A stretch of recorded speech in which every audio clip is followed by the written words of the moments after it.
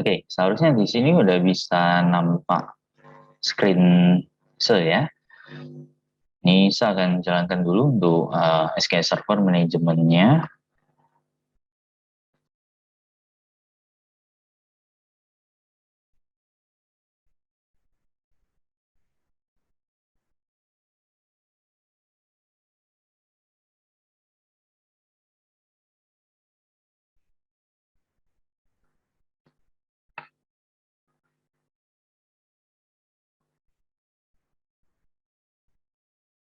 Nah, sebagai informasi untuk kamu, eh, video pembelajaran atau apa ya, pertemuan Zoom yang kemarin itu sudah ada di e-learning. Silakan dicek linknya ya, dipelajari kembali. Jika ada yang kurang jelas, tanyakan code-nya ya. Silakan bertanya. Nah, jadi yang kurang jelas di code bagian mana, coba tanyakan. Oke.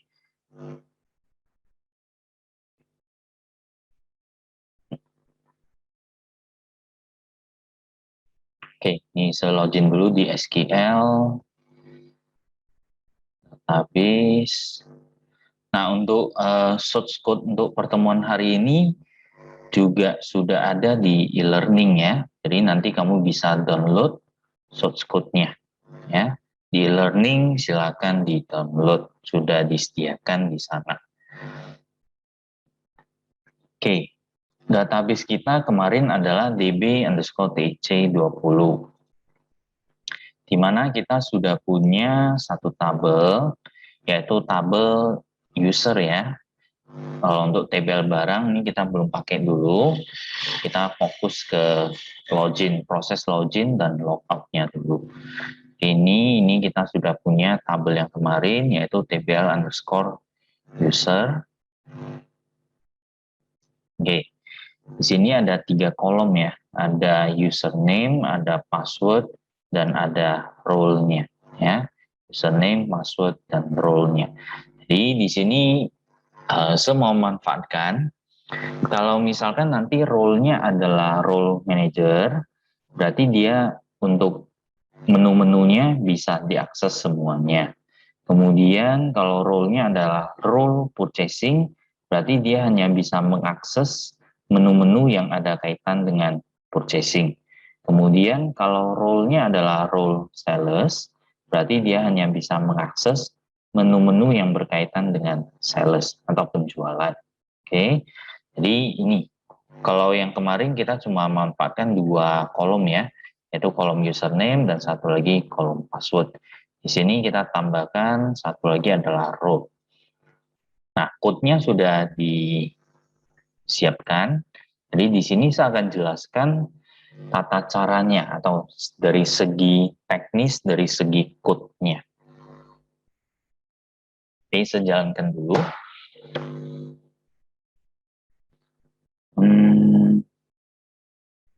Kemarin yang untuk login itu adalah form 1 ya.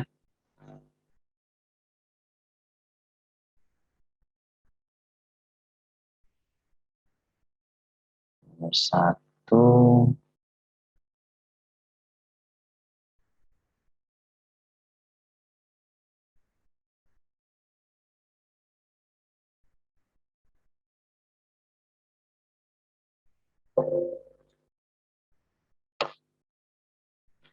Nama database-nya berarti DB, ini saya ganti dulu. TI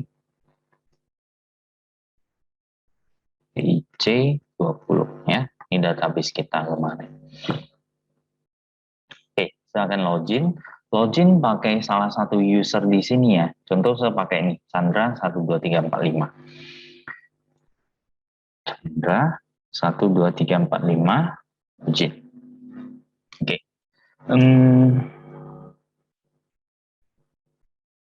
Sistem no reference.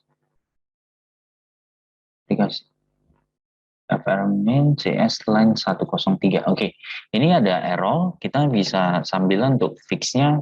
Ini ada keterangan di sini. frmmin.cs line 103. Cari aja di frmmin, berarti ini line 103. Line 103 berarti ini. Role sama dengan comment.execute scalar.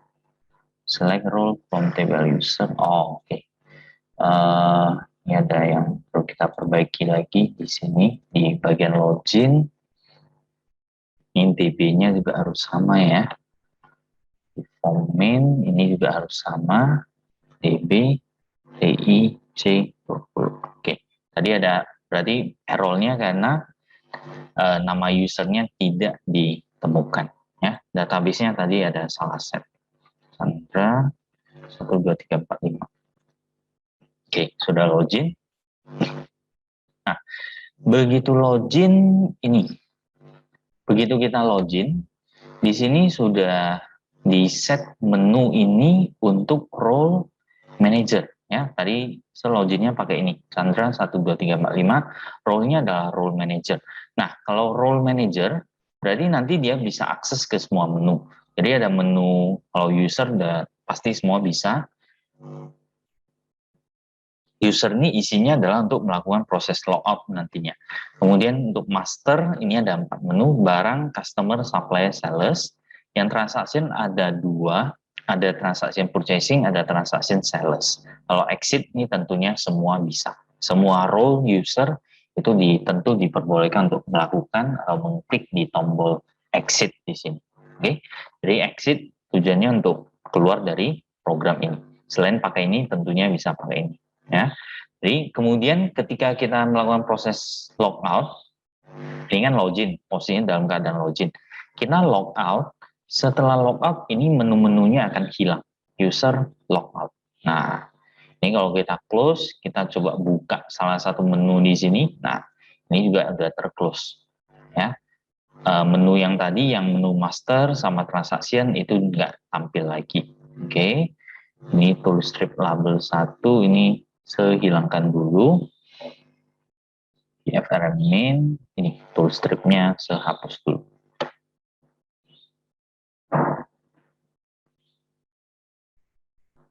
Oke, di contoh ya, contoh yang lain saya pakai role yang ini, role sales Aldo.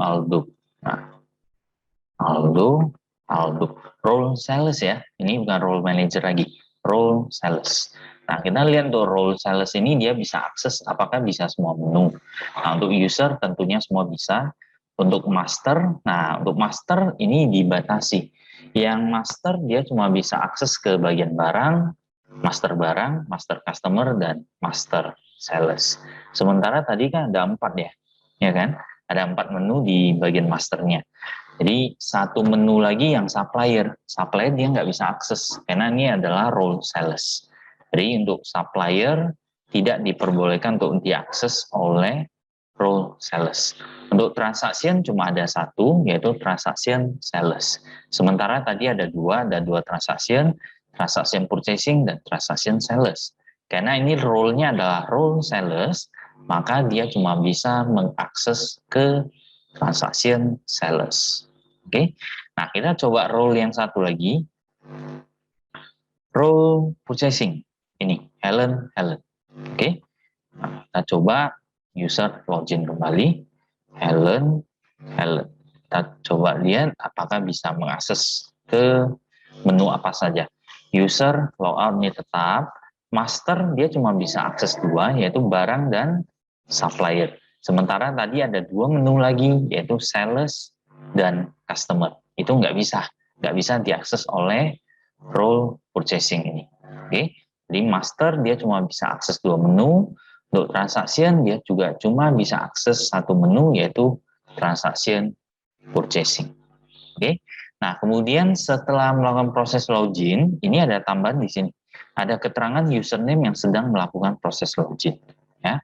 Jadi username-nya adalah Helen. Ini dalam keadaan proses login. Kalau kita logout, user logout, maka bagian bawahnya juga akan dihilangkan ya, atau di-hide-kan, disembunyikan kembali. Ketika proses login gagal, ya tentunya nggak muncul yang bagian bawah ya. Contoh, masukkan sembarangan user dan password. Login fail. Nah, ini keterangannya login fail. Nah, kalau kita tutup, ya nggak ada efek. Ini tetap menunya. Oke. Jadi inilah yang akan kita kerjakan, ya, yang akan kita pelajari pada pertemuan atau pembelajaran kita hari ini. Oke. Silakan bagi yang mau bertanya ya. Ada pertanyaan. Nah, oke. Yang kurang jelas atau mau ditanyakan, tanya-tanya, nah silakan bertanya. Oke.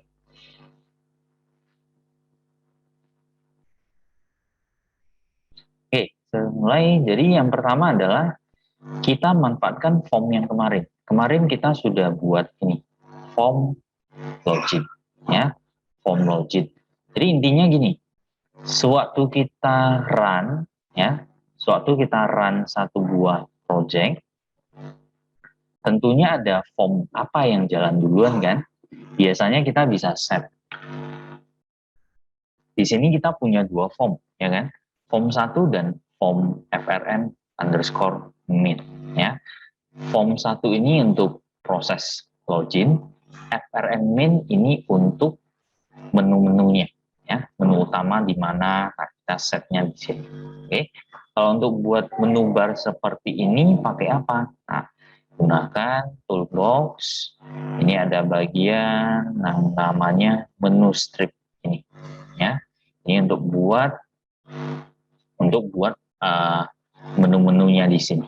Oke, nah menu-menunya ini kita bisa set sewaktu awal jalan, apakah kita set istilahnya visible-nya ya. Kalau di pemrograman visual ini tentu kita mengenal properti yang namanya visible. Nah, tujuan penggunaan properti visible untuk apa kira-kira? Sudah pernah dipakai kah?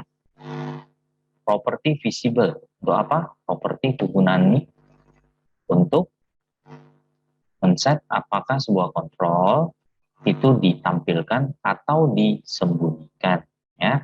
Jadi pada saat kita jalan, waktu kita start, ya, pada saat kita debugging, menu master sama transaction ini langsung terhide, ya kan? Ketika kita start seperti ini, nah menu yang ini yang cuma ada yang menu user sama exit, menu master sama transaction nggak muncul. Nah, kenapa? Karena propertinya untuk bagian visible ini sudah di set. Visible-nya adalah false, berarti dia langsung disembunyikan atau di-hide kan. Oke. Menu transaction juga sama, visible-nya juga false, ya. Menu user tentunya tidak. Menu user visible-nya adalah true, kemudian menu exit juga sama, visible-nya adalah true. Berarti pada saat awal jalan, kita sembunyikan menu master dan menu transaction. Oke. Nah, inilah bagian menu strip-nya, ya. Ini yang kita katakan sebagai bagian menu strip. Oke. Nah, kemudian bagian bawah. Nah, ini bagian yang satu ini. Oke. Ini namanya adalah status strip. Oke, status strip. Nah, status strip biasanya kita bisa isi dengan informasi berupa contoh yang tadi berupa username yang sedang login. Oke. Kemudian kita bisa isi dengan versi dari program ini, ya. Kemudian kita bisa isi dengan jam dan waktu kita melakukan atau user melakukan proses login. Loginnya di jam berapa. Oke. Nah, jadi bisa aja kita tampilkan di bagian sini. Oke. Di bagian status stripnya, ya. Jadi status strip cari aja di bagian toolbox itu sudah ada status strip. Jadi begitu kita masukkan ke form ini otomatis dia posisinya udah pasti ke bagian bawah, ya. Sementara kalau kita add-kan yang menu strip, nah menu strip ini dia posisinya langsung otomatis ke atas. Oke, boleh kita coba nih contoh yang menu strip, saya tambahkan satu lagi. Nah, ini tambah lagi. Otomatis di sebelah atas, ya. Jadi penggunaan menu strip ini gampang sekali. Cukup kamu masukkan nama menunya, ya. Menu 1. Oke. Nah, ini contoh ini menu 2, ya. Di dalam menu 1 ada menu apa lagi? Sub menu 1 contohnya, ya. Nah, ini sub menu kedua, nah, dan sebagainya. Ya. Jadi untuk menu strip ini gampang sekali untuk kita gunakan. Mau kita tambah menu, cukup klik di bagian yang kosong, type here. Nanti ada tulisan type here, tinggal kita masukkan menu-menu yang kita mau tambahkan ke menu stripnya. Oke. Nah, jadi ini saya hapus dulu. Jadi ingat, ini tadi saya sudah set untuk master sama transaksi, ini visible-nya di false kan. Jadi nggak muncul. Ya. Kemudian untuk bagian ini, bagian login, kita gunakan code yang sama seperti pertemuan minggu lalu, kecuali ada penambahan sedikit. Ya. Perubahannya di sini. Jadi yang pertama adalah ini, public boolean is login success, kemudian public string username. Nah, kedua variabel ini, ya, kedua variabel ini digunakan untuk mencatat apakah login berhasil. Ya, ini variabel yang pertama is login success. Nah, ini fungsinya adalah untuk mencatat apakah login berhasil. Ya, apakah login berhasil. Nah, variabel yang kedua, public string username, digunakan untuk mencatat username yang sedang login. Nah, kalau loginnya berhasil, catat username-nya siapa. Ya, jadi dua variabel ini fungsinya itu tadi. Ya, untuk mencatat apakah login berhasil, kemudian untuk mencatat username yang sedang login. Oke, jelas ya? Next. Yang saya ubah hanya bagian sini. Nah, yang diubah hanya di bagian sini. Ya.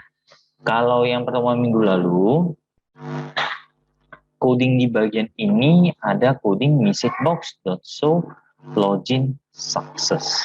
Ya. Messagebox.show login success. Itu yang pertemuan minggu lalu. Ya. Nah, di pertemuan ini diganti jadi 3 baris. Jadi, seperti yang tadi saya sampaikan, yang kita tambahkan ada 2 variabel nih, login success sama username. Ya.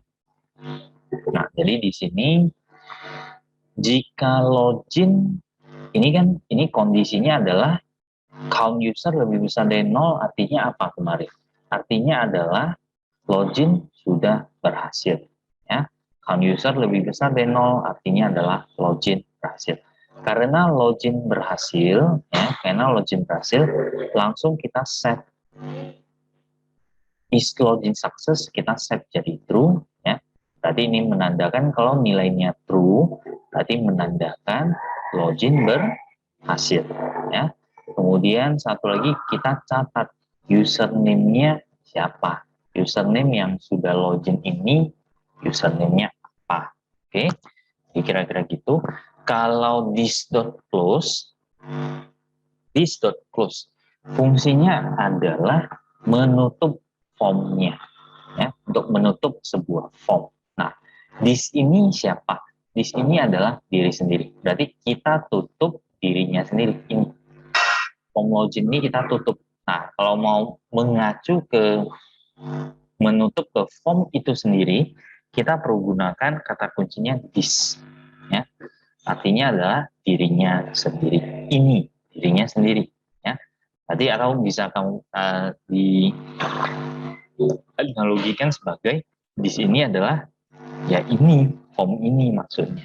Ya. Form diri sendiri, di mana code-nya berada itulah form. Ya. Jadi kalau kita this-nya di sini berarti ya form 1 berarti yang kita tutup di status. Oke, kira-kira gitu. Nah, kemudian untuk bagian FRM main, ya, kita ada satu form lagi, form FRM main yang tadi yang saya jelaskan untuk cara perancangan ini, ya. Untuk kalau nanti mau tambahkan form yang baru, caranya gimana? Caranya dari sini. Di aplikasi jual beli ini, klik kanan, add, kemudian pilih Windows Form. Ya. Klik kanan, add Windows Form, kemudian Kemudian di sini kita tinggal masukkan aja nama formnya apa ya. Ini jangan salah pilih, yang kita pilih tentunya tetap di pilihan previous form. Kalau sudah ini berikan nama, tinggal add aja ya. Oke, setelah kita add, ini ada satu properti yang perlu saya sampaikan lagi. Ketika kita add, ini form ini masih diberlakukan sebagai form yang biasa ya. Jadi bukan ibaratnya bukan form utama ya, main form, bukan. Jadi supaya sebuah form itu jadi form utama gimana ya? Nah, itu kita perlu set di bagian propertinya lagi ya. Jadi klik di form ini, di area kosong juga bisa, atau di title bar juga bisa. Cari properti namanya isMDI container di sini ya. Ini ada satu properti, nama propertinya adalah isMDI container. Oke. Jadi di sini kita tinggal true saja. Nah, setelah kita true, nanti ini otomatis jadi abu-abu seperti ini. Nah, tanda abu-abu seperti ini artinya adalah form ini sudah menjadi form utama. Ya. Jadi form utama maksudnya gimana? Form yang di dalamnya terdapat menu-menu. Ya. Ketika menunya kita panggil, maka form-form anak itu tidak bisa melewati area dari form utama. Atau kita katakan form utama ini adalah form yang kita set isMDI containernya adalah true. Ya.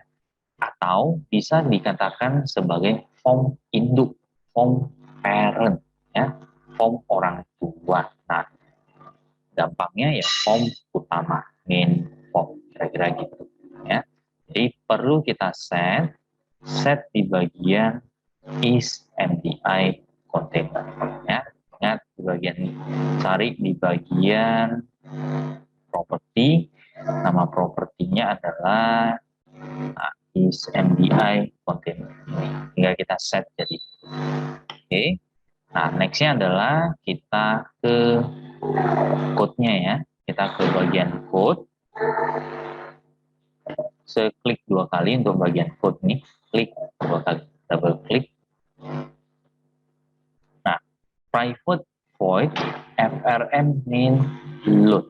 Nah, sudah pernah pakai event load di mata kuliah di semester lalu mungkin, form main underscore load, atau biasanya adalah nama form ditambahkan dengan underscore load ya. Nah, ini maksudnya adalah menjalankan bagian ini dulu ya. Jadi ketika form main ini tampil ya, ketika form main ini awal pada saat kondisi awal dijalankan, maka akan mengerjakan coding yang kamu letakkan di frm main underscore load. Dalam hal ini yang dikerjakan adalah ini login ya.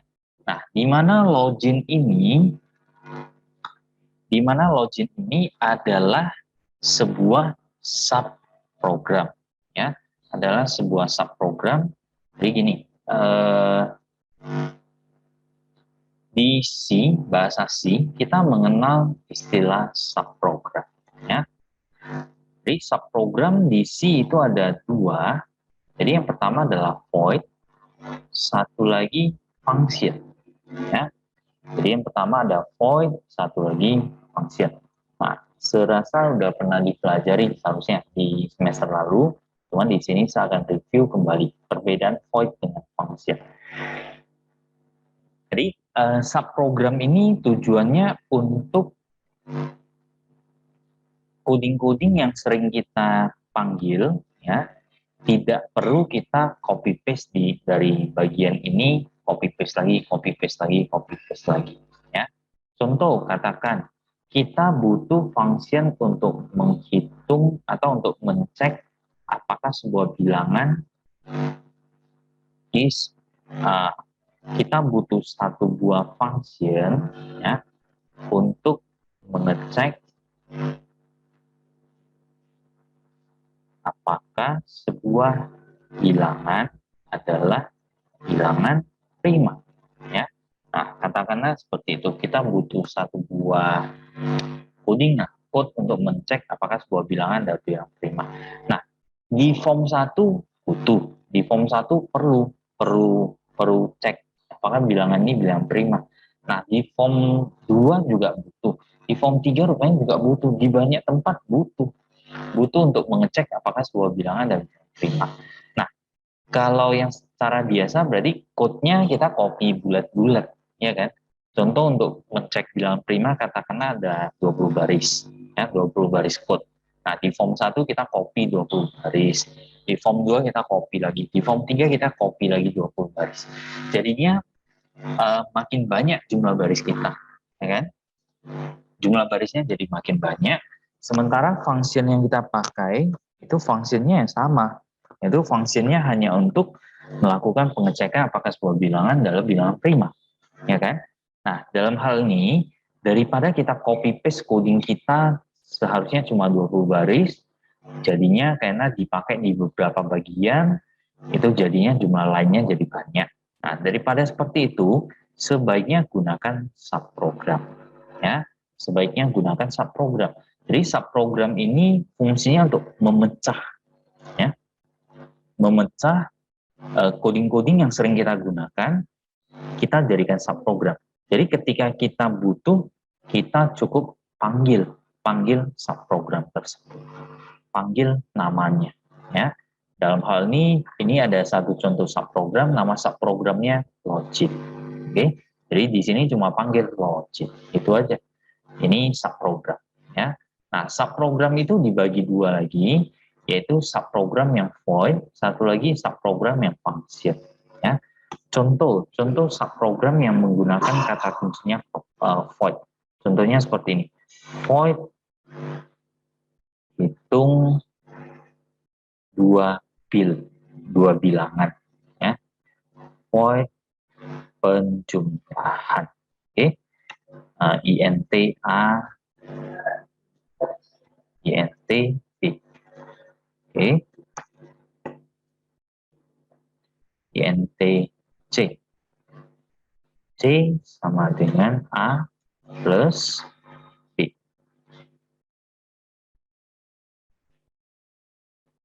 Oke. Nah, ini contoh yang menggunakan void, ya. Void penjumlahan INTA, INTB. Nah, jadi kalau kita mau panggil function ini, ya, kita mau panggil void yang satu ini, cara panggilnya gimana? Cara panggilnya berarti ini penjumlahan A, B. Nah, contoh nilai A 10, nilai B 20, ya. Nah, cara panggilnya seperti ini. Oke. Jadi begitu kita panggil penjumlahan 10,20, nanti dia panggil di mana nilai INTA adalah 10, nilai INTB adalah 20. Sehingga ketika kita kerjakan, nilai dari variabel INTC adalah 10 plus 20. Berarti nilai dari C adalah 30. Oke. Nah, di sini kita bisa misi boxkan aja, misi box nilai C contohnya, ya. Nah, ini contoh yang gunakan void, ya. Void ini dia cuma mengerjakan saja. Ketika kita panggil dia udah kerjakan ini, udah 3 baris. Udah selesai dikerjakan, selesailah coding atau baris di sini. Sudah selesai dikerjakan, stop, udah. Balik lagi ke sini, kalau nanti ada line berikutnya yang panggil lagi. Oke, ini contoh yang void. Nah, kalau yang function ini ada mengembalikan satu buah nilai, ya. Jadi contohnya seperti ini. Function, INT penjumlahan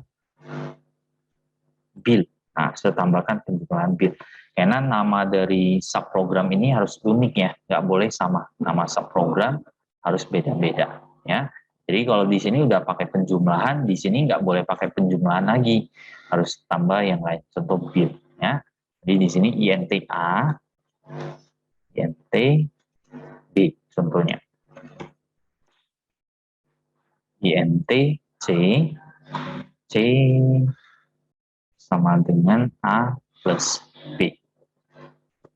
Oke, return C. Nah, perhatikan perbedaannya. Jadi ini yang void, Ini yang function. Nah, kalau function, di depannya cara deklarasi sebuah function adalah di bagian depan, iya betul, void tidak mengembalikan suatu hasil nilai, betul ya. Void ini tidak ada nilai kembaliannya. Yang ada nilai kembalian hanya yang function ya. Nilai kembaliannya tipe datanya apa? Tergantung yang kita buat. Kalau di sini kita buat int, berarti kita harus mengembalikan int juga. Kalau di sini kita buat contohnya desimal, berarti kita harus mereturnkan desimal. Kalau di sini kita buat string, berarti kita harus returnnya string ya. Jadi contoh ya, ini ada kata kunci return ya. Kalau yang function ya, ingat kalau void ini nggak bisa ya, nggak bisa kamu pakai kata kunci return di voidnya. Nggak ada istilahnya return untuk yang void. Ya, yang ada satu nilai yang dikembalikan ke pemanggilnya ya. Kata kuncinya di sini adalah yang mengembalikan sebuah nilai ya. Kepada siapa? Kepada yang memanggil. Nah, jadi siapa yang panggil function tersebut, setelah functionnya dikerjakan, dia akan mengembalikan nilai. Nilainya dikembalikan ke siapa? Ke pemanggil. Siapa yang panggil dia? Nah, itulah yang dapat nilai. Oke. Nah, jadi contoh di sini. Kita akan panggil function yang satu ini. Ya. Jadi di sini saya tampung dulu di satu variabel int hasil. Sama dengan penjumlahan bil buka kurung 20,30 contoh. Oke, checkbox.show hasil. Nah, jadi kalau kita panggil function, berarti ada yang dihasilkan, ada sebuah nilai yang dihasilkan. Ya. Jadi pertama, kita buat satu variabel untuk menampung hasilnya. Ya. Function itu ingat, dia ada nilai return-nya, ada nilai kembaliannya. Ya.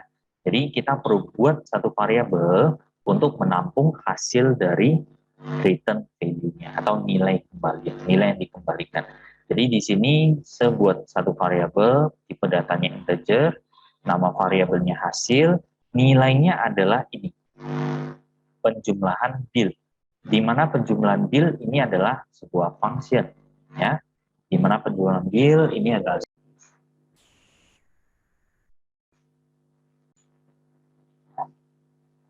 Oke, kita lanjutkan kembali. Jadi ingat, kalau function ini ada nilai kembaliannya, ya, ada sebuah return value. Jadi di sini ada satu variabel, nama variabelnya hasil, tipe datanya adalah integer, di mana nilai dari variabel hasil adalah ini.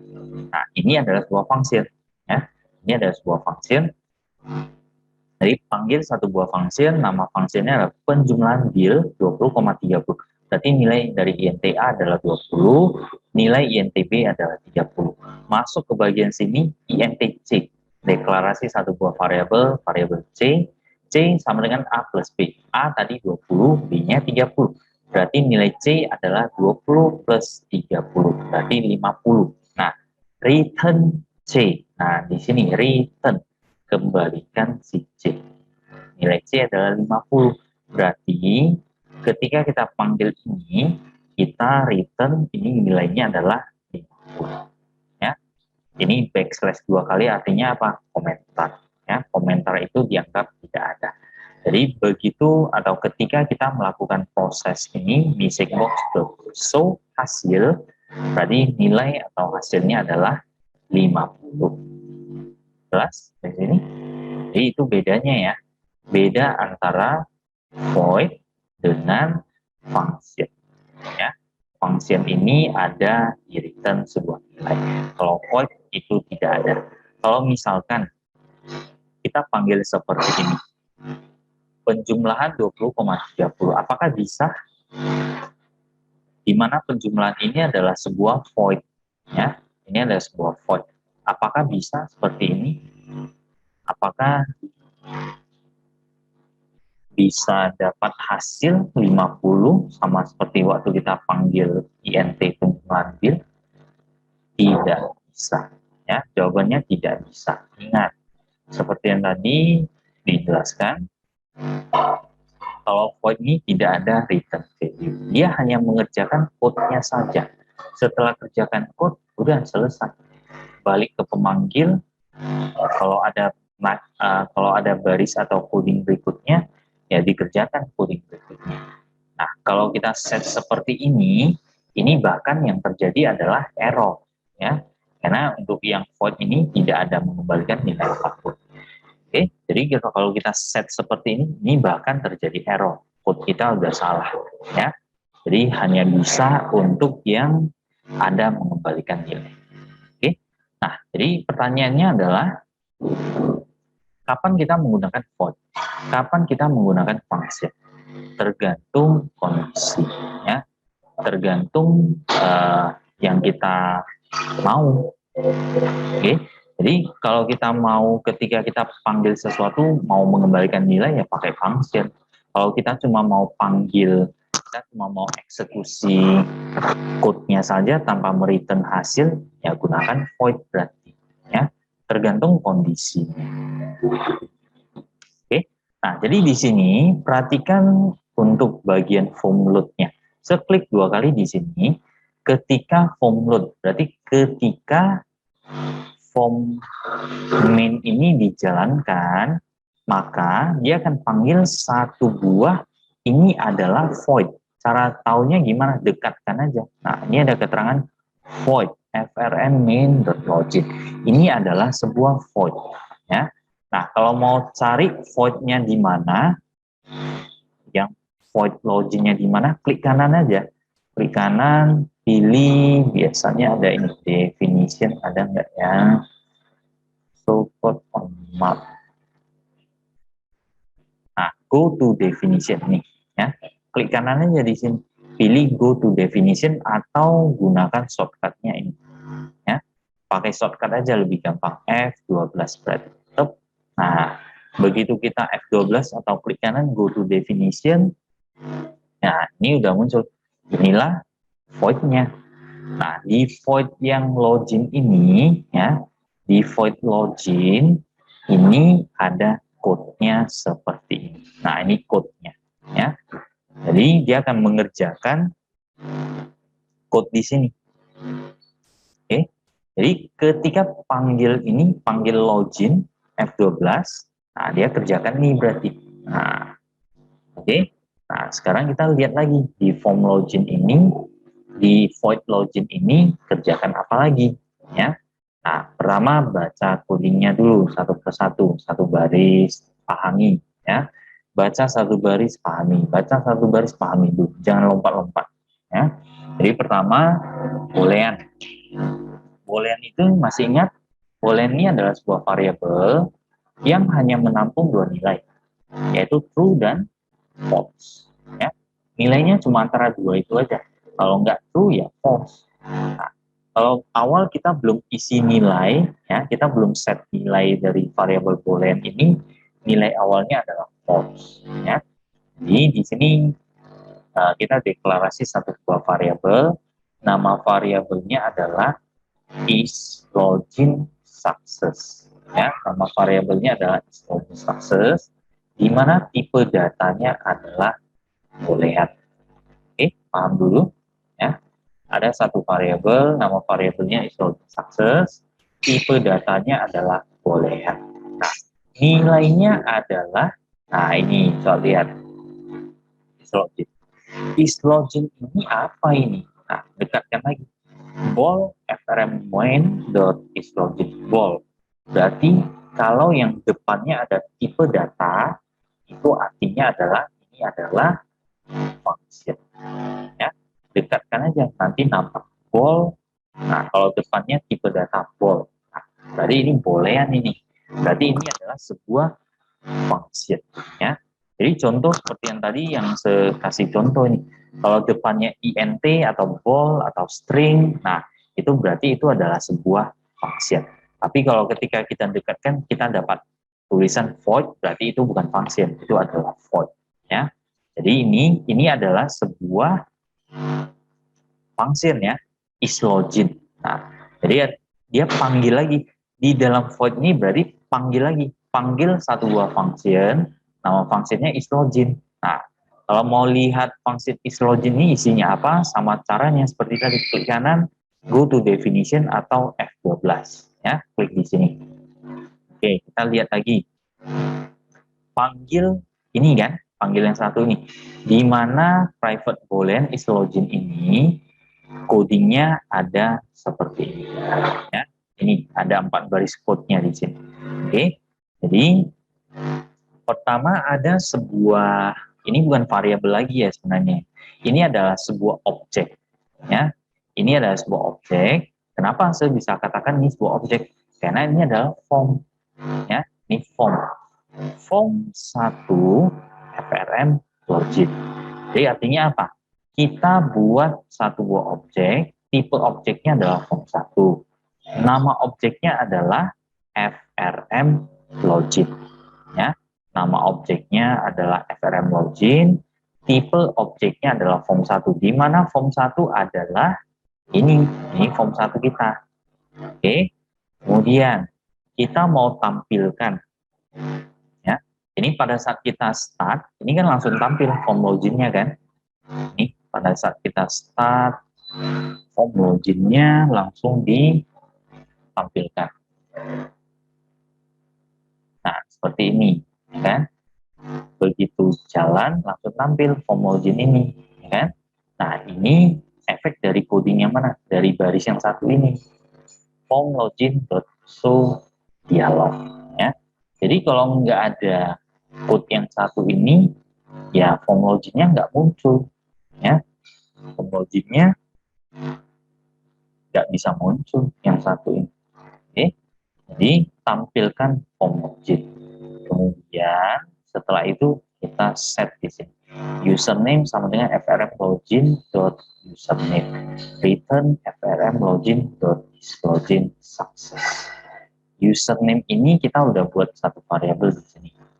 Variabel username, satu lagi adalah variabel user role. Jadi ada dua variabel di sini ya. Variabel username dan variabel user role.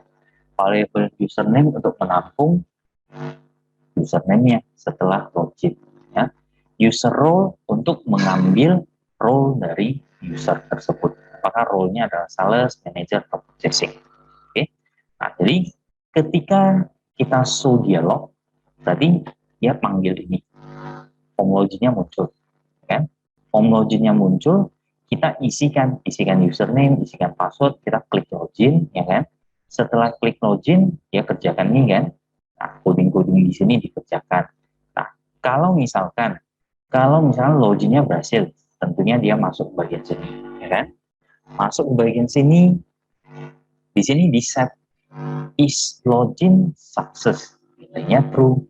Username nilainya adalah txt username.text, di mana txt username.text ini adalah text box ini yang diisikan oleh user, ya kan? Nah, jadi ketika login berhasil, set dua variabel ini, di mana dua variabel ini tipenya adalah public. Oke, sudah pernahkah memakai variabel bertipe public, satu lagi variabel yang bertipe private? Apa bedanya public dengan private kira-kira? Ada yang bisa menjawab nggak pertanyaan saya? Kalau ini public, kan? Yang form 1 ini seset public. Kalau yang di FRM main ini seset private. Apa bedanya? Ada yang tahu? Perbedaan antara public dengan private. Sudah pernah dipakai kan? Secara tidak langsung seharusnya sudah pernah. Ya. Secara tidak langsung seharusnya sudah pernah menggunakan. Ya. Jadi kalau ada yang mau jawab, nah, yang mau jawab silakan.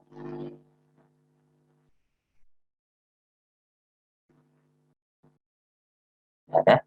Nah, biasa jawab aja. Ya. Private hanya dapat digunakan pada function atau scope tertentu. Oke. Kalau public, balikannya berarti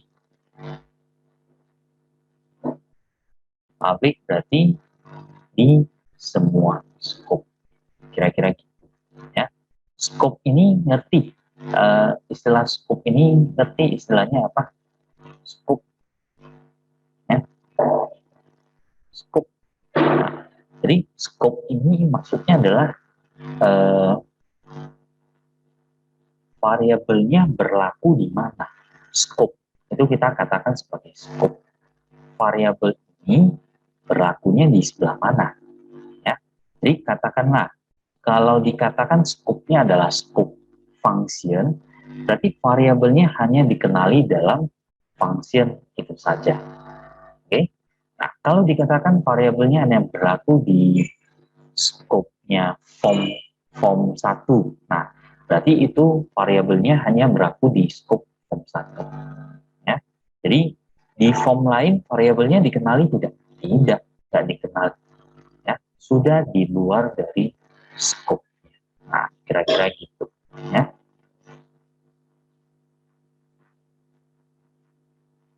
Public adalah metode berbasis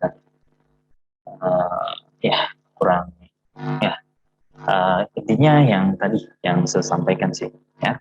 Private itu berarti dia hanya berlaku di satu buah scope itu saja. Di luar dari scope tersebut sudah tidak dikenali. Contoh yang tadi, contoh yang seperti ini. Ya.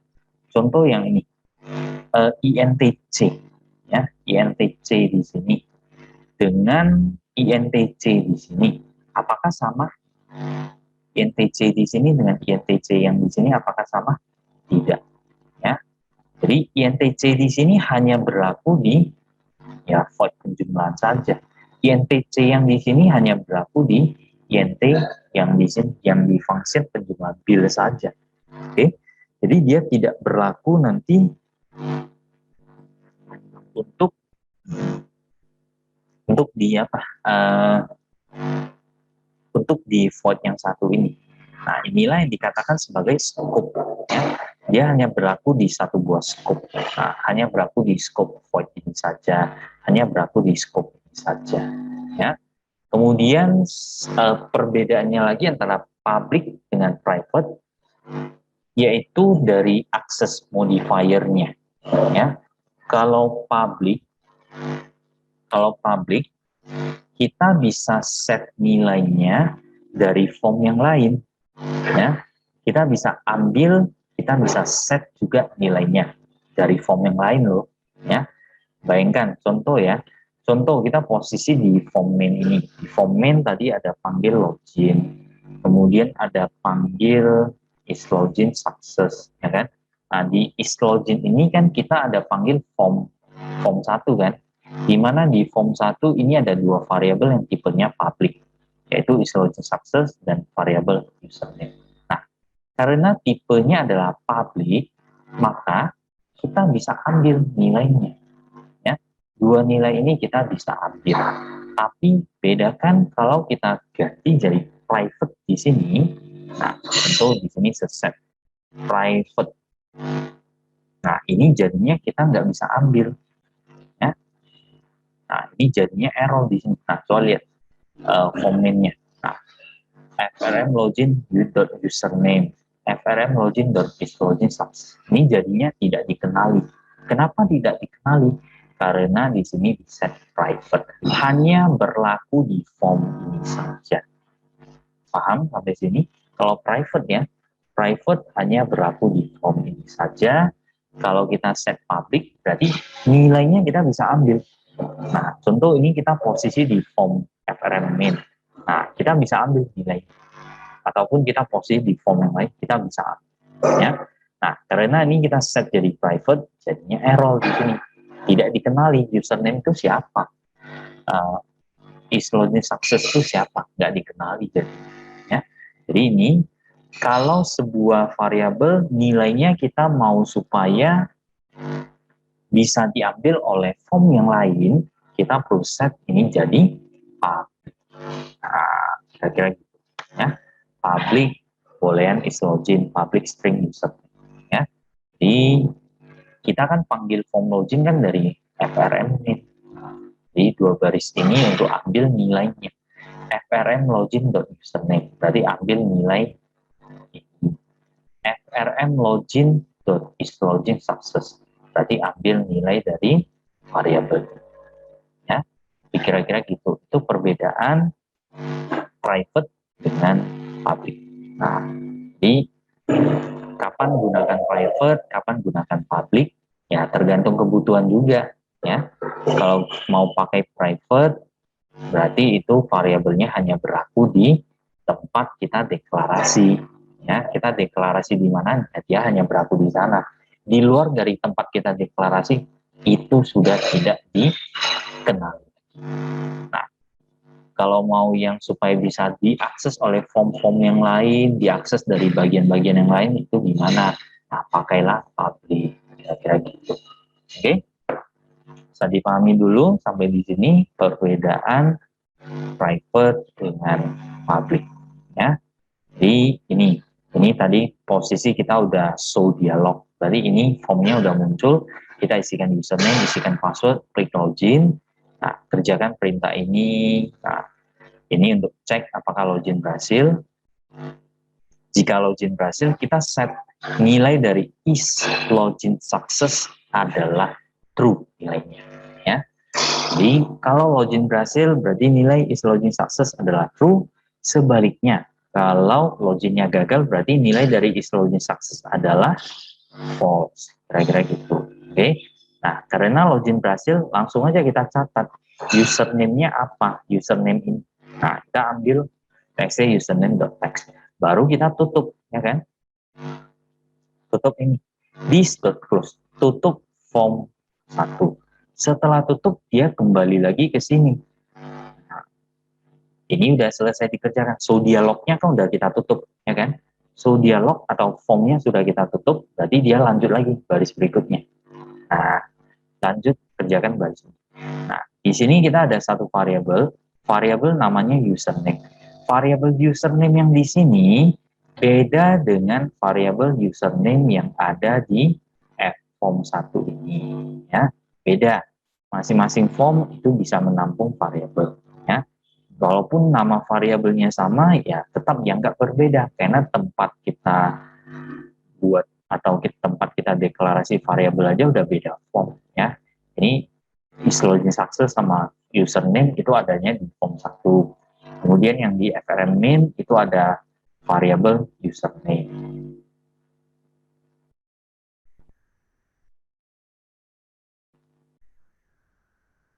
Maksudnya gimana ya? Lalu nggak ngerti. Berarti untuk private diakses oleh program secara khusus. Bukan sih. Gimana ya? Intinya kalau private itu dia hanya berlaku di tempat kita melakukan deklarasi.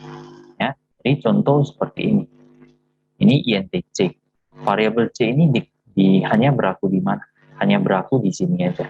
Di luar dari sini, variabel C ini atau INTC ini sudah tidak dikenali lagi. Ya, jadi sama seperti ini juga. Jadi kalau kita di sini kita set private string. Nah, jadi string username sama string user role ini hanya dikenali di form main ini saja. Di form yang form 1 ini apakah dikenali variabel ini? Tidak. Ya. Jadi intinya kalau private itu berarti hanya dikenali atau hanya bisa digunakan hanya di tempat kita deklarasi variabel tersebut. Sementara kalau public kita bisa akses dari mana, ya. Dari form yang satu, dari form yang lain, ataupun kita mau buat satu function, satu void, nah, itu tetap bisa akses. Itu beda private. Private ya sesuai kata kuncinya, berarti dia hanya dikenali di tempat itu aja, hanya dikenal private, privasi, ya kan, bersifat pribadi, tertutup, ya kan. Nah, berarti hanya dikenali di tempat kita deklarasi. Itu aja kata kunci. Oke. Jadi bedakan ya. Walaupun setiap form itu bisa saja memiliki nama variabel yang sama, tapi jangan disamakan. Ya. Contoh di sini username untuk form name dengan username untuk form 1, itu dua variabel memang namanya sama, tapi variabelnya beda. Ya, namanya aja yang sama, tapi variabelnya beda, nggak sama. Ya, namanya beda. Namanya aja yang sama, tipe data yang sama, tapi ya tetap scope-nya. Nah, ingat seperti yang tadi yang saya sampaikan, scope. Ya, jadi variabel yang di FRM-in karena dijadikan private, berarti dia bisa berlaku dia hanya berlaku di FRM-in. Kemudian user role juga sama, hanya berlaku di FRM-in saja. Nah, sebaliknya kalau yang ini, yang isology success sama yang public string username, ini berlaku di form 1 dan di form yang lain yang memanggil form 1. Ya. Jadi kata kuncinya adalah berlaku di dirinya sendiri, ya, atau berlaku di tempat kita deklarasi, dan di form lain yang memanggil dirinya. Ya. Jadi tadi di form main ini kan ada panggil diri, ada panggil si form 1 ini kan. Nah, jadi di sini juga bisa, ya, bisa ambil juga. Oke. Nah, jadi katakanlah di sini nilai dari isology success itu username-nya contoh kita set Aldo, ya kan? Nah, di sini kita ambil username sama dengan frm login dot username. Tadi ambil nilai dari ini yang di form 1, ya. Kemudian return. Nah, ingat ini adalah function, ya. Ini adalah sebuah function. Nah, function ini juga bisa kita set apakah functionnya hanya berlaku di tempat kita deklarasi function tersebut atau bisa bersifat public. Ya. Nah, karena function ini saya cuma mau hanya dijalankan dari form main, maka set ini jadi kata kuncinya adalah private. Ya. Hanya berlaku di tempat kita deklarasi. Oke. Jadi konsep islogin hanya dikenali di FRM main saja. Ya. Hanya dikenali di sini. Hanya bisa dipanggil dari sini saja. Selebihnya nggak bisa. Oke. Nah, kemudian, nah di sini kita return. Yang kita return adalah nilai dari islogin success. Nah, kalau login berhasil, berarti nilai dari islogin success-nya adalah true. Kalau loginnya gagal, berarti nilai dari islogin success-nya adalah false. Ingat, ini function. Tadi kembalikan nilai ke pemanggilnya. Ya. Siapa yang panggil islogin tadi? Yang panggil tadi adalah ini kan. Nah, jadi kembalikan ke sini. Ya. Kembalikan ke ini. Oke. Jadi ketika login berhasil, berarti ini nilainya true. Ya kan? Tadi anggap variabel islogin success nilainya adalah true. Lalu di sini ada if-nya lagi. Ya, ini ada if lagi. If is login success. Bisa kita tulis seperti ini atau kita tulis seperti ini. Nah, boleh kita tulis seperti ini. Ya, ini opsi yang pertama. Atau cukup sama, hasilnya sama. Nah, jadi kapan masuk ke bagian if ini? Yaitu ketika login berhasil. Ketika login berhasil, maka kerjakan. Nah, ini ya. Jadi di sini coba lihat lagi code-nya. Login toolscript menu item .visible sama dengan false. Login toolscript menu item ini yang mana? Cari aja. Ini tadi yang satu. Login toolscript menu item. Ini logout. Ini master toolscript barang, customer, supplier, sellers. Ini yang transaksi, kan? Ini purchasing. Ini sellers toolscript. Ini exit, kan? Nah, biasanya untuk menu-menu ini diawali dengan teksnya, nama menunya apa, kemudian diikuti dengan toolscript item, biasanya gitu. Oke. Jadi di sini ketika login sudah berhasil, maka kita set login toolscript item visible false. Ini artinya apa? Login to strip menu item visible false. Artinya apa kira-kira? Ada yang tahu?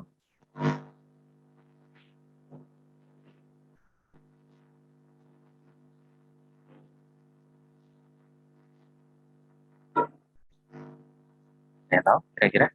Login to strip menu item dot visible sama dengan false.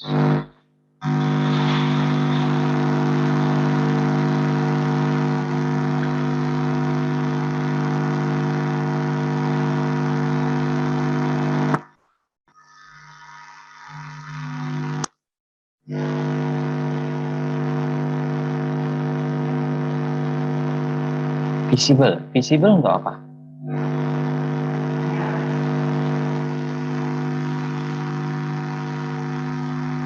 Iya, betul ya. Jadi login to strip menu item dot visible false artinya adalah ketika login berhasil, maka menu strip login akan di-hide-kan, disembunyikan. Ya, oke, good. Oke, nah jadi kalau true artinya apa? Nah, kebalikannya berarti, ya. Kalau false berarti sembunyi, visible-nya false berarti disembunyikan. Kalau visible-nya true berarti ditampilkan atau dimunculkan, ya. Oke, dipahami ya. Jadi ketika login berhasil, maka ini kita hide, ini yang satu ini di hide, yang logout dimunculkan, ya. Oke. Nah, kemudian tsl username.text sama dengan username titik 2 plus username. Username yang sedang login, ya. tsl username itu adalah yang di bagian sini, tsl. Nah, yang satu ini tsl. Ini kalau mau add ini add dari sini sih. Namanya ini status label, ya. Tool strict status label itu namanya. Oke, nah kita set. Tadi kan setelah login ini kan ada tampil kan username yang sedang login siapa, ya kan? Di ini yang baris ini efeknya adalah ini contoh ya, selogin 1 2 3 4 5 login. Nah, ketika login ini di bagian bawah kan ada nih username titik 2 Chandra. Ini username yang sedang login, ya kan? Nah, itulah efek dari baris yang satu ini. Oke, ya. Username titik 2 username. Oke. Username ini variabel ya, variabel ini private string username. Di mana variabel username ini diambil dari sini. Nah, username sama frm login buat username. Ini kan berarti yang proses yang login yang sudah berhasil, kita simpan username-nya di sini, kan? Oke, baru untuk user role. Nah, ini nanti yang fungsinya untuk menentukan menu-menu apa saja yang kita tampilkan. Ya, kalau role-nya manager, role-nya purchasing, role-nya sales. Nah, itu yang nantinya akan kita tentukan di sini. Jadi untuk variable user role, panggil lagi satu buah ini function. Ya, ini ada sebuah function. Lihat di ini pop-up-nya. String frmain.get user role. Nah, jadi string depannya ada tipe data atau tipe datanya, ya kan? Kalau yang depannya ada tipe data berarti itu ada function. Oke. Jadi di sini panggil satu buah function, nama functionnya nih get user role, di mana get user role ini kita cek kembali isinya apa. Go to definition F12. Nah, ini get user role kita. Oke. Nah, cara kita mau, kalau misalkan kita mau ambil role dari seorang user, caranya gimana? Berarti ya pakai perintah-perintah SQL, ya kan? Berarti perintahnya kan kira-kira seperti ini. Select role, ya kan? Nih, kita mau ambil kolom role-nya. Select role from, nama tabelnya apa ini? Nama tabelnya adalah tb_user. Nah, word username sama dengan contoh. Kita mau dapatkan username Chandra ini role-nya apa ya? Nah, role-nya manager seharusnya, ya kan? Nah, kita coba execute untuk role manager ya. Nah, ini kita mau ambil nilainya dari database. Nah, cara ambilnya ya seperti ini code-nya. Ini code-nya sama ya, sama seperti kemarin juga, masih sama persis ya. Count.open. Nah, perintah SQL-nya sesuaikan dengan yang di sini ya, yang di SQL ini. Select role from table user where username sama dengan username yang sedang login ya. Username yang sedang login ya. Jadi di sini kita bisa tulis perintah SQL-nya seperti ini. Select role from, nama tabelnya adalah tb_user, where username-nya adalah username yang sedang login. Username yang sedang login tadi kita tampung di variabel ini kan. Nah, berarti penulisannya bisa seperti ini. Ini petik satu pembuka, sambung dengan username yang sedang login, sambung lagi dengan petik satu penutup, sehingga dapatlah formatnya atau perintah SQL-nya seperti ini. Yang beda tentunya di sini ya, tergantung user yang sedang login. Oke. Nah, baru buatlah objek comment sama seperti kemarin ya, buat objek comment. New SQL comment, SQL command call. Eksekusi perintah SQL tersebut. Nah, tampung di variabel role ya. Kita tampung di satu buah variabel, nama variabelnya adalah variabel role. Oke. Di sini kita ada satu buah variabel ya, variabel role ya, string role. Ini tipenya adalah private ya. Kalau di depan kita nggak deklarasi public private, ini otomatis sudah pasti private. Oke. Ya. Jadi ini yang variabel role di sini ini sifatnya private, hanya berlaku di sini di function get user role. Ya. Di luar dari function tersebut sudah tidak dikenali lagi. Oke. Ya. Nah, jadi tampung di satu variabel, nama variabelnya role. Oke. Next. Untuk eksekusi perintah SQL ini pakai cara apa? Pakai ini ya. Comment.execute scalar toString. Nah, kenapa perlu toString? Karena role ini, variable role tipenya adalah string. Jadi kalau kita nggak tambahkan toString nanti error jadinya. Nah, seperti ini ya. Cannot implicit convert type object to string. Ya. Tidak bisa kita konversi dari objek ke tipe string langsung. Nah, jadi makanya di sini perlu kita tambahkan toString seperti ini. Oke, jadi konversi hasilnya ke string maksudnya, ya, mengkonversi tipe data. Oke, nah jadi role-nya sudah kita dapatkan di variable role ini. Jangan lupa tutup koneksi. Kemudian ingat ini adalah function. Function harus mereturn sebuah nilai. Yang kita return apa di sini? Role-nya. Yang kita dapatkan role di sini. Apakah role-nya role manager, role purchasing, role sales, kan? Nah, kita return role, kembalikan nilainya, ya. Kembalikan ke siapa? Ke yang memanggil. Siapa yang panggil tadi? Ya, benar. Nah, string untuk ya karakter, betul, ya.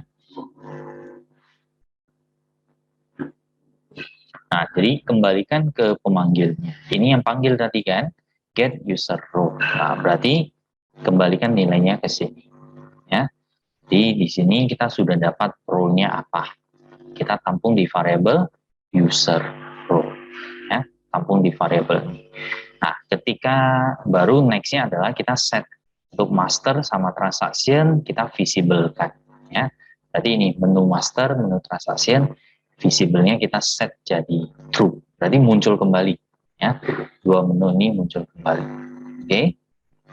Nah, barulah di sini kita cek satu persatu role-nya apa.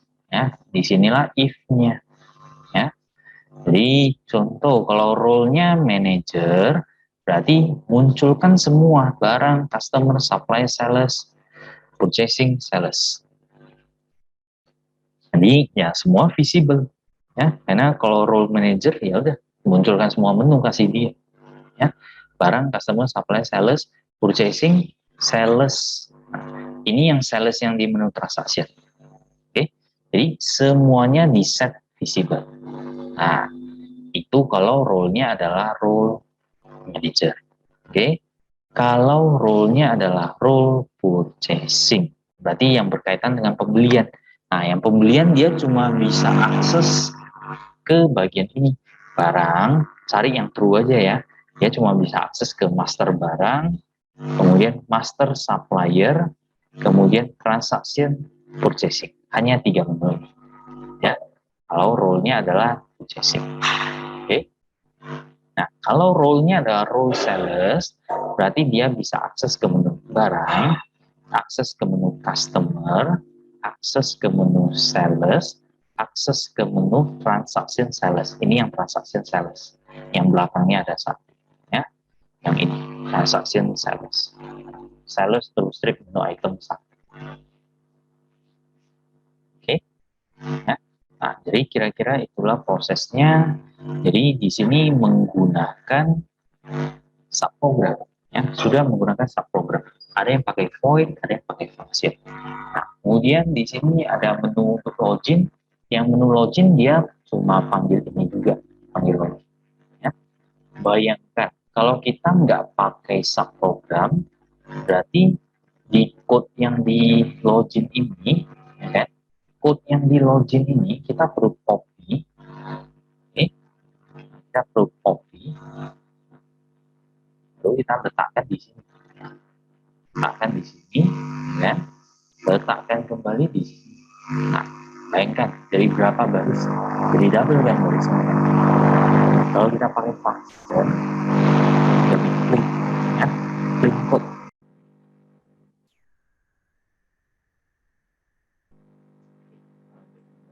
Nah, bayangkan kalau nggak pakai subprogram,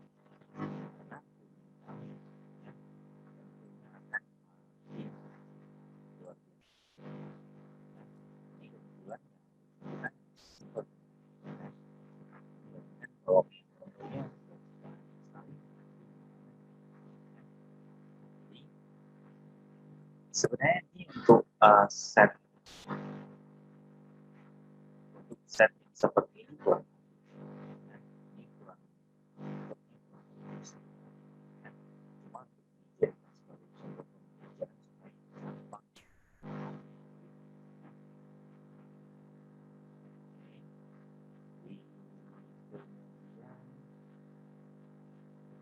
Udah ada gambaran kalau nggak pakai subprogram,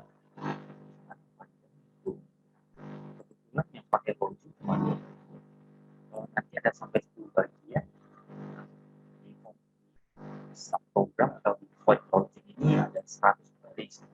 Kita butuh 100 bagian, 100 baris kali 100 bagian berapa? 30.000 baris.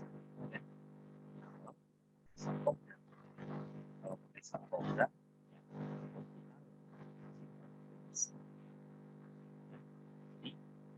dalam satu program yang besar biasanya kita menggunakan subprogram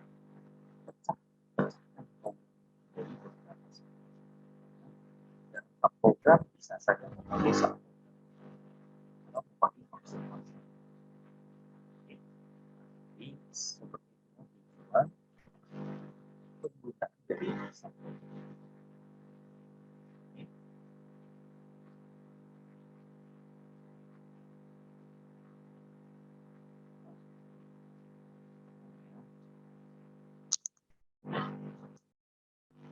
Tes, dari sore.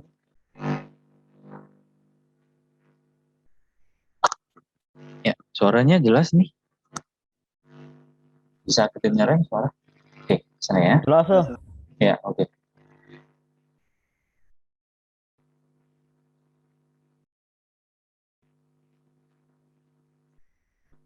Oke, soalnya ya tadi ya.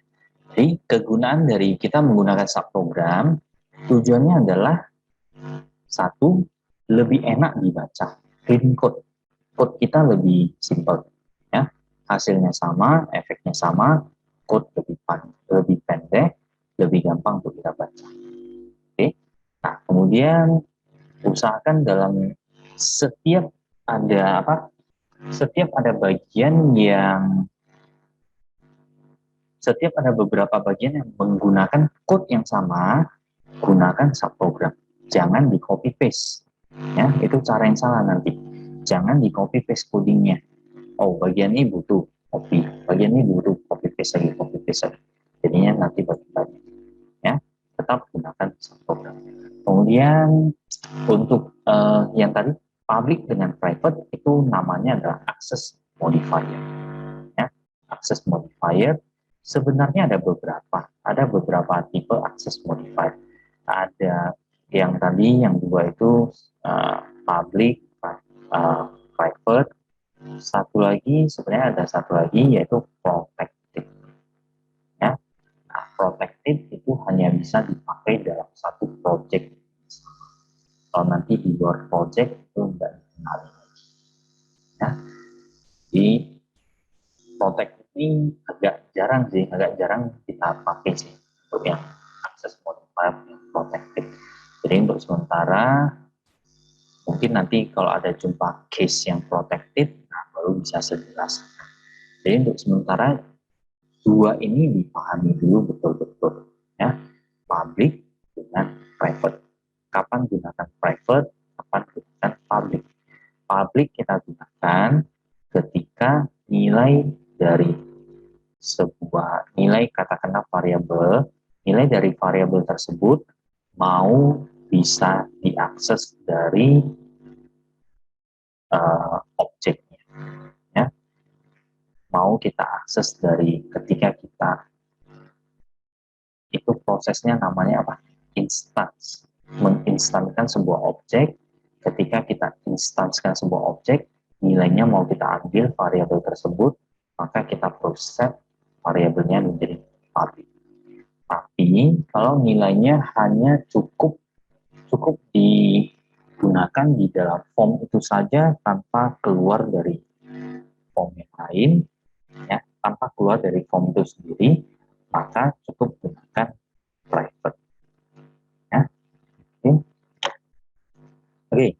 Ini sudah record.